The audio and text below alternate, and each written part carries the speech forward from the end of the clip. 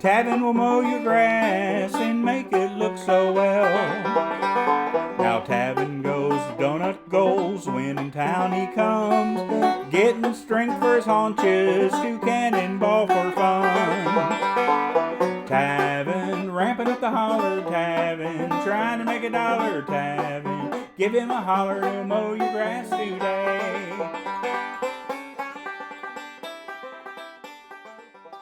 Hey y'all guys, welcome to the Tavin Dillard Podcast, Seasons 11s, Episodes 11s. We had the Halloweens last week. I ain't talked to y'all since the Halloweens. Last week's episodes came out before the Halloween, so boy, that was good. I hope y'all had a good time, whatever you did, whatever you didn't do. You know, a lot of folks, you get to an age or stage in life, and maybe you always been there, maybe since you're a little kid, like I'm staying home. I like just to be on my couch. Boy, just putting a hurting on a popcorn ball, or maybe like a, king-size Snickers bar, that kind of thing. Maybe you left the porch light on and handed out a couple things. Maybe you thought, boy, this candy's good enough here in my lap. Why'd I gotta hand it out? I don't know. But I know now, we done turned the page on the calendar. It's the November's. And fall time right now, we deep into the softball season, y'all guys. I know the World Series done came and went. Well, the adult softball league, we got a few more weeks, couple more, depending on if you win or not, and I'll have an update on how we did this week. But if you aren't sure what's going on right now, I'm Tavin Dillard. I got Tavin's Lawn Care Services, mowing, edging, grass cutting legend, and in 2 days, I'm going to be in Los Angeles, California. Thursday's November 7th.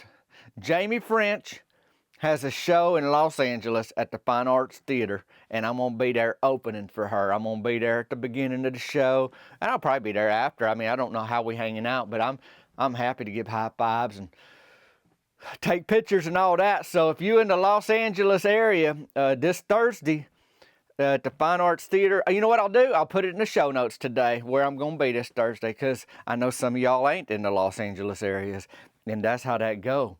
But I hope you're doing well. Team Burger Shed, you might know this. We won last week. We had the next round of playoffs this week. The Donut Goes parking lot, you might remember that from last week's episode. If you didn't listen to it, you can pause this one now and go back to it. That's the way it's a beautiful world we live in. Boy, you remember back in like the early 80s, if your family had a VCR, mine didn't, but I had friends that did, and you got to get back to one of your favorite parts of the movie. You can't just skip diddy-dood all day down to it. You got to hit the rewind button, and then you go run, and then you hit the play. Oh, not far enough yet, and then run. Oh, too far, and I got to, and then you back and forth in it. Well, with the podcast, the way it works, it's on the digital things. I think that's the Pacific name for it. Anyhow, you can just hop back over there, listen to last week's, and then jump in here and listen to this week's. But it don't matter no how. Well, however you want to do it, all I'm saying is the Donut Ghost parking lot is almost back to normals. You can still see some paint even after the power washing, isn't that? But most of it's, feeling like it was before, all the fall festival doggy painting craft night that Cheryl Grubbs thought was going to be a good idea. And you can decide that for yourselves. It was quite a craft night over there, I will say that. Cricket, she told me they still trying to find some missing candy down at the nursing home, and one of the nurses' shoes down there went missing too. So they basically on a little bit of a hunt. Not like, oh, we got to get these little candy bars back, but it's like it would be good to know what happened to all this candy. And, nurses' shoes, them orthopedic shoes, because they on their feet all day. If you know anything about nurses, I didn't go to school for nurses, but I've seen them, and I've spent a lot of time down at the nursing home, and I tell you right now, them orthopedic shoes, I mean, they ain't the prettiest to look at, but they good on your feet, and one of them missing, that ain't cheap. So I think that's probably more important than them down there. But the bottom line is, there's some character issues. Character like, boy, I can trust you. There's somebody you can't trust down there, stealing candy, stealing one shoe, and you don't know. That happens. I don't know what it is with our brains, but when we get older, we just think we got a free pass on everything, or if I want something, I'm taking it. Kind of like it's kind of like when you're a little kid, you just go back and like, we're gonna try this again. But anyhow, I figured the candy got all ate. You know, I ain't no Sherlock Holmes, but I'm thinking whatever candy got stole on Halloween, it's gone, you know. But Cricket, she ain't so sure. And of course, the usual suspects get sick if they eat too much candy and they ain't been sick. So then you start to put it together like that way, like, okay, folks that we probably would pin the blame on, they would have scarfed down that candy so fast, and then they would have got the throat ups or whatever and just got kindly sick in their guts. But that ain't happened. So maybe they pacing themselves. I don't know. And just so you know, in case you wondering, the usual suspects down at the nursing home is Doreen Fundle and Dewey Morton. So nursing home employees are on high alert around them guys. High alert. Them nurses got to pay for their own shoes, you know, and I'm telling you how much they, you know, they expensive shoes. Go down there and look at a nurse's foot sometime. Like, boy, that's high dollar. And you look at it and you say, well, it ain't too flashy. Hey, they ain't there to be flashy, y'all guys. They getting the job done down there, and they trying to be comfortable doing it, you know, being on your feet like that away. Some of them probably got them little inserts in there too, you know, them shoe inserts. I don't know, but anyhow, it ain't like you're on some pro team and they give you everything you need to wear when you become a nurse. You know, okay, here's your sweatshirt. Oh, here's your road jersey. Here's your home jersey. Here's your cleats or whatever. I don't know how it works, but I'm just saying, when it comes to the nursing home, if you think you just step in there and they giving you a full uniform and all that, shoes and all, that ain't happening. I mean, a restaurant, they might give you like a shirt or a hat or one of them visors. I think down at the Sonic, some of them got a visor on, you know, where the top's missing and your hair just gets to see the sun. Anyhow, I don't know how many people, though, hand out shoes, you know, because the nursing home sure don't. And them nurses, I told you, they on their feet all day. I ain't barely ever seen a nurse sit down, unless she's crawling under the table trying to chase Dewey Morton, something like that. So they got to have good shoes. Now, you got a nurse with one shoe, well, that's really something. So she got a new pair, but they sure was hoping to find that shoe. Doreen and Dewey, they both very mischievous. Doreen Fundle and Dewey Morton are so mischievous. So you can't always get a straight answer from them, and they leave you wondering if they forgetful or they just good at fibbing. You know, that's the other thing. You get a certain age, like, well, I think that maybe they just forgot. Boy, they sneaky. Doreen Fundle's pretty sharp, and Dewey Morton, boy, he's sharp as a tack. So you trying to figure out who's who and what's what and where's this and what's that, you know, kind of thing. Cricket, she decides to do a scavenger hunt at the mess hall after lunch. Like, she got a little method to her madness kind of thing. Like, oh, it's going to be fun. People want to play. And then she going to try to do something like, I don't know if she's setting up a sting operation at the time or what, but like she'll call out items, you know, like a scavenger hunt. And if you have it or you got it in your room, you go get it and you bring it back. Like, I need somebody with a postcard from Gatlinburg. And somebody's like, oh, my stepniece just went there, and they hustle down to their room, you know, and they fiddle to their postcard collection. Oh, here it is. I got to get back to the mess hall because it's a scavenger hunt and I don't want to lose it kind of thing. You know, that's a scavenger hunt. That's like a brief explanation of a scavenger hunt. So anyhow, she'll call them items. Do you get it? The first one to bring it back, they win a prize like that away. So you working for a prize.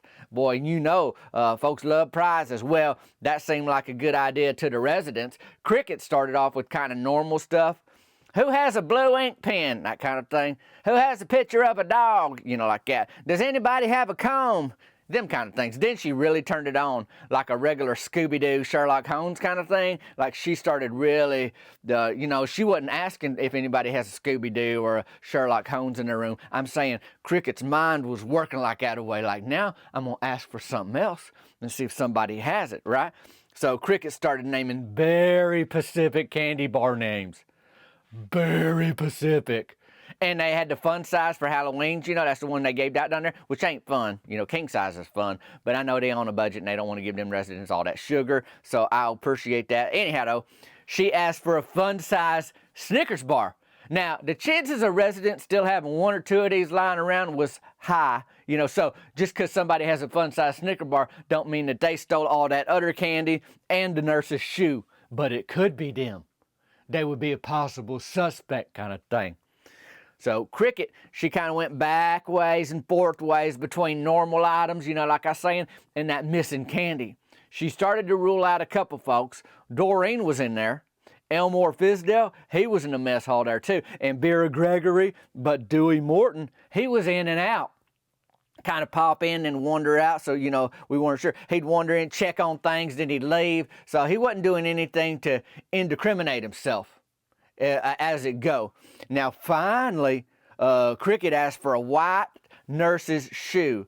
Now, I'm not talking about the nurse's white. I'm talking about her shoe is white. I guess a nurse's white shoe. Anyhow, residents are kind of looking around. They looking at their feet. Can't see no white nurse's shoe down there. Then Cricket noticed Doreen. She head over, she's shuffling over, I guess we just little pit-pat of her little tiny feet. Doreen head over to Bear Gregory's wheelchair, and she pulls something out of the little backpack on it. Bear Gregory in a wheelchair, and she got a backpack on the back of that wheelchair. She can carry different things in it she might need to get from her room, so she don't have to have them in her lap, and she can be hands-free to push on them wheels kind of thing. Most times, nurse is going to help her out, but she got pretty good bicep strength, and that's good to keep her exercising too. That's good for her. Making her work ain't a bad thing. Anyhow, she got a little backpack on there, and now Doreen Fundle has shuffled over to that little backpack, and Cricket's got, kind of trying not to act like she's looking, but she looking kind of thing. Guess what was in that backpack, y'all guys? Any guesses?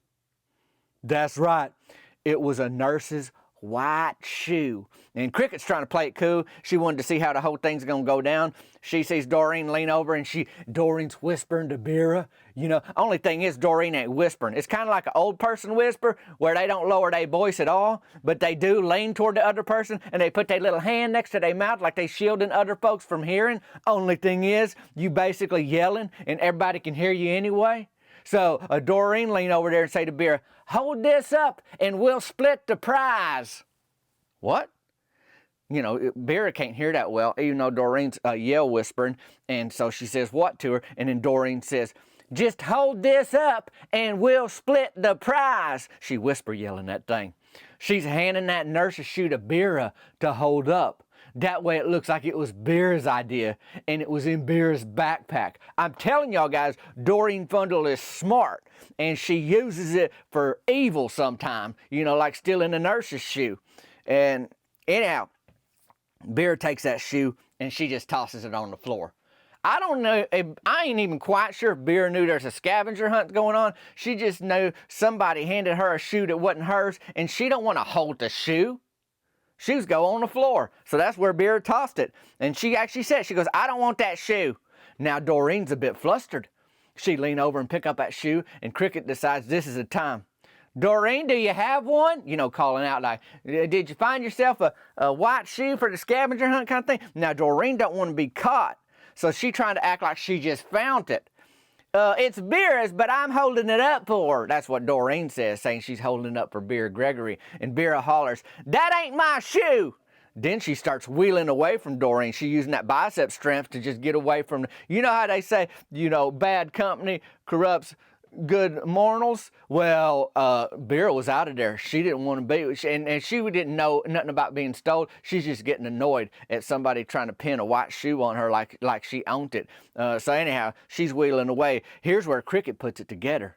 And you may know this already too, but this would not be the first time that Doreen has used Bear as a mule. She stole crafts from a crafty event before and put them in Bear's little wheelchair backpack. So when Bear left the mess hall, Doreen would go and take them supplies out of Bear's backpack and then do them crafts back in her room. And Bear was none the wiser. Bear was none the wiser.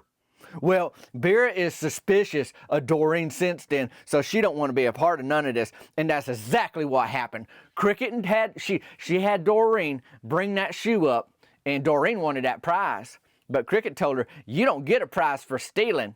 And Doreen, she's all upset. She's mad. She wanted that prize pretty bad kind of thing. Her son Trot and his wife Sweet Wilma, they had to come down to their nursing home, take Doreen for a ride. She's so bent out of shape. They ended up taking her to the burger shed for a milkshake. And while she was out, them nurses went to her room, and guess what they found, y'all guys? 15, count them, 15, unwrapped Butterfingers underneath her pillow. I guess for easy access, no noise with them wrappers if the wrappers is gone, but they threw them away and had to wash her pillowcase and sheets. Them Butterfingers, they start to melt under that pillowcase like that away. But there's 15 of them unwrapped under there. So that was Cricket's Halloween's. I mean, that's what she was doing this past week. And then speaking of shoes, though, Coach Hicks is on the barefoot kick. No pun intended. he ain't wearing shoes much when he don't have to. Says it keeps him grounded and he can relax better. You know, Coach Hicks, he like a smart businessman. He ran Long John Silver's in the county next over. He's a high school PE coach for a number of years. He's the head lifeguard at the city pool. And he had a double cab truck when I was in high school and he was teaching PE. So you know, between a high school PE teacher and a manager of Long John Silver's, he was raking in the money because it was double cab. It wasn't brand new, but it had air conditioning to work. So, I mean, he do pretty good for himself, what I was saying. But he think about his health. You know, he lead that water aerobics class. He got his Thunder Punch gym. And he's saying, I can relax better. I can stay grounded. That's the word he gave me. He said I can stay grounded, you know, when I'm barefoot. So, Coach Hicks, full-grown man, a lot of respect. My meemaw got a crush on him. Ooh, I don't need to talk about that. And Mabel Childers, too. Them guys about to go toe-to-toe sometimes.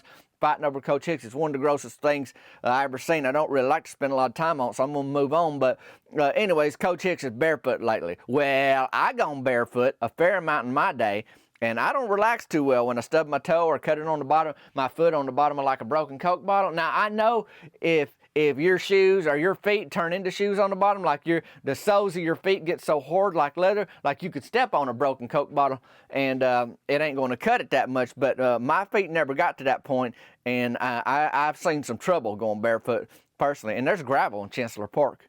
We ain't got grass in the trailer park. It's gravel, y'all guys. So you always battling if you barefoot there. But anyhow, Coach Hicks, he thinks there's something to it. So I ain't one to argue with Coach Hicks. Like I said, he's a smart feller. And so he wear them boots in town a lot. But at the boxing gym and most of the time outside, he barefoot right now. But he'll go into town, like you go into stores and stuff, you got to have on your shoes. So he liked them boots. Coach Hicks is one of the few grown men I know that wear boots with shorts. He don't care. Anyhow, he's barefoot right now. He going to have tough feet. That's what we thinking. Maybe he already got tough feet. Not like them fruit leathers, tougher than that, like real leather, like that kind of thing. He asked me if I ever had to run from a bobcat barefoot the other day. I was like, I ain't never had to run from a bobcat ever, Coach Hicks. Like, he got some scenarios, like you run them things like, what if this happened? What if that happened? Like, you know, he asked me before if I ever got a dolphin in a chokehold. And I was like, buddy, there's a lot going on there in that question. Firstly, we inland. We ain't around. I ain't never seen no lake dolphin. I ain't never had to encounter a dolphin. And I figure if I'd encounter it, I mean, it got to be quite the situation where I got to choke him out. You know what I mean? And I don't know where his shoulders stop and where a dolphin's neck ends. Like, I wouldn't know where to start choking him, truth be told. But he, you know, these are the things Coach Hicks, you know, he think about. And he asked you about. But if I did have to run from a bobcat, I'd want to be wearing shoes. That's 100% for sure. He said, if you can climb a tree or headlock a sprinting horse, you can outrun a bobcat barefoot. And I was like, come again? You rattling these things off like they easy to do. Firstly, so you talking about climbing a tree barefoot? Or am I climbing that tree in shoes? Because I can figure that out. And B, headlocking a horse in a full sprint? How in the world is that your test for being able to outrun a bobcat barefooted? I told him he better not get hurt this week. His softball team, Thunder Punch, they in the semifinals. That's not quite the finals. You know, like if you get them chocolate chips and they semi-sweet, they not quite the sweetest. Well, these ain't the finals, they the semifinals. Of course, you know Team Burger Shed's in it too. And that's who we're going to play. Team Burger Shed against Team Thunder Punch. Who do we play this week? We were pretty pumped to get past our biggest challenge last week, which was Bickham's All-You-Can-Eat Catfish Buffet. And like I'm saying, Bickham's beat us in the regular season. And Thunder Punch, who we was playing this week, they beat us in the regular season too. So we get right into the playoffs, and we playing the teams that we could not beat during the regular season. And we got through Bickham's last week, but here we are this week. And we steady staring down Thunder Punch with Coach Hicks, a man's man, at the helm of that team. And I was like, what in the world are we going to do? I mean, these guys are serious. I mean, they practice. How many adult softball league teams hold practices?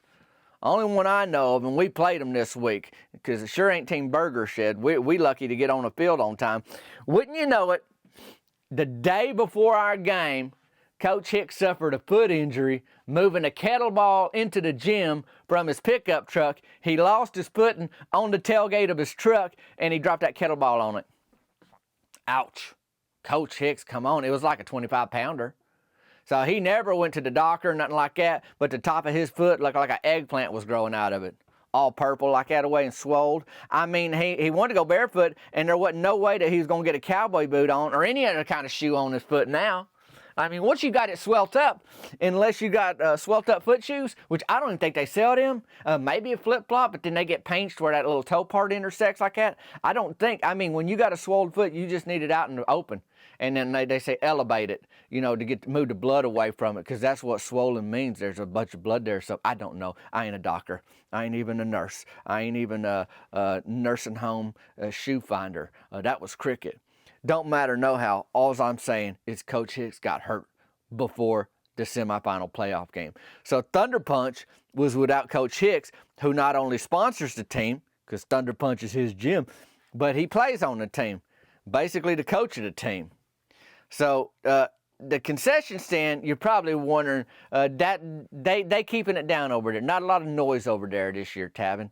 Just not, like Mary Beth didn't burn it down with the s'mores and the propane tank or nothing like this year. Well, I would be glad to tell y'all guys that the semifinals concession stand situation was just your basics. There was no thinking outside the box. There was no extracurricular things going on. It was just hot dogs, snow cones, Skittles, and Sody Pop. That's the 4 things on the menu over there that's supposed to be. Now, we had all kind of things in the past.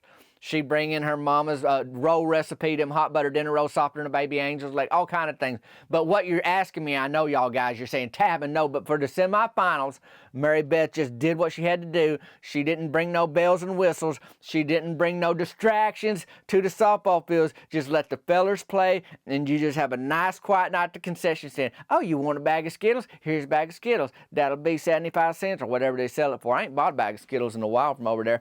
And the snow cones stay free if you win. Now, and we won enough this year where we got a pretty good haul, you know, of free snow cones. But what I'm telling you, I'm answering y'all's question right now. She just took it easy, right, Tavin? No. Mary Beth Tucker did not take it easy at the concession stand for the semifinals of the Adult Softball League this last week. And I'll say it to her face, but I don't need to because she know it. The concession stand had deep fried Oreos. Why, Mary Beth? Why in the world does it make sense to run a extension cord into the concession stand and then put a deep fryer on that little narrow counter? You got little kids reaching up there for bags of Skittles. One kiddo dropped a little Spider-Man toy in the deep fryer. That Spider-Man wasn't even breaded, but he got burnt.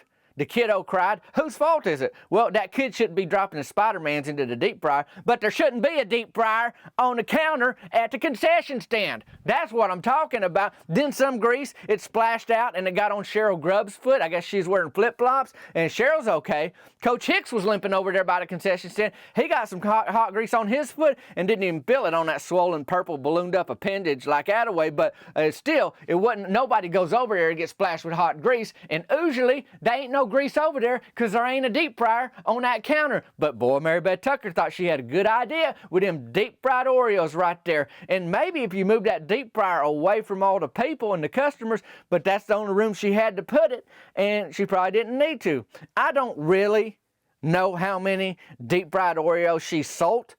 For it being such a big game, we was all distracted. Team Thunder Punch was a little flustered with the Coach Hicks injury, and then they had to shuffle their lineup a little bit. They weren't expecting to do that. You know, they just kind of locked in all season. They've been practicing a certain way. They got a lineup they like, but they had to shuffle it a little bit. I got hit by a pitch in the very first inning of the game. I was batting leadoff. I stole second. Then I got a little overambitious, and I went for third. They did a pitch out, and they knelt me at third base. That's a little embarrassing. I'll tell you, I don't like to say it out loud, but I got to state the facts. It's a little embarrassing. I got thrown out at third. You know, but yeah, I can usually still first base better than third. But anyhow, I got thrown out. Got my long sleeves on. You know they had them slide rules this season. I don't know if you remember back to when the season started back in the late spring, early summers. And that's a new rule they implemented, indicated.